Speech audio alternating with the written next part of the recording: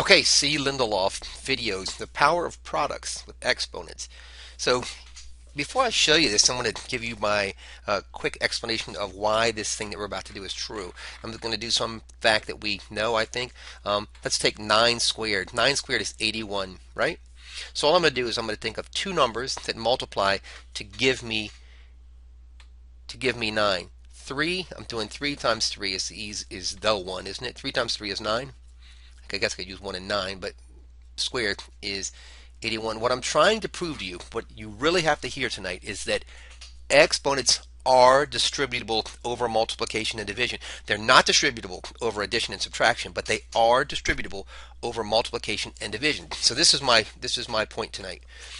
See this 2 right here? I'm going to distribute that here and here. Remember, this is 3 to the first power, and this is also 3 to the first power. So 1 times 2 is 2, right? I'm multiplying these exponents. 2 squared, I'm sorry, 3 squared times 3 squared equals 81 question mark.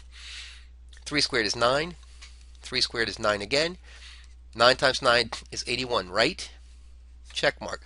So what that tells us is this. It tells us that when we see multiplication and exponents we have an exponent outside of this of our parentheses, we can bring it in, and that's exactly what we're going to do tonight. So it's going to look like this. I'm only going to do 4 examples. This is 3 to the first power. 3 times 1 is 3, so I get 3 cubed. Here's our a, and I'm going to multiply this 2 times the 3. 2 times 3 is 6. If you want to, you can simplify this up. We know that 3 cubed is 27, so we could get 27 a to the 6th power. This is simplified, right? Simplified form. So let's do this one. Same thing. 3 to the first power. Going to distribute to here and then back to here. 4 times 1 is 4, so 3 to the 4th power. X to the 4 times 4.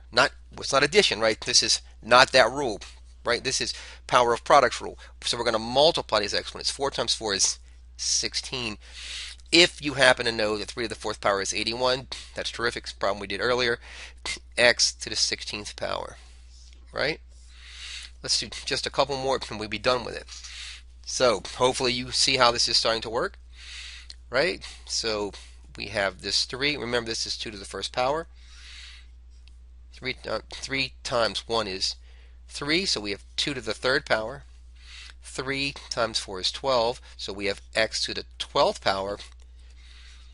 3 times 4 is 12 again. We have y to the 12th power, right? And of course, we can look at this, and maybe off the top of your head, you do know that 2 to the 3rd power is 8. So we have 8x to the 12th, y to the 12th. All right, so I hope this is helpful. I know it's just a quick review, but that's sometimes what you need. Remember, exponents are distributable over multiplication and division. Super important. Hey, thanks for watching the video. If you have questions or comments, let me know. And if you haven't already subscribed, please do.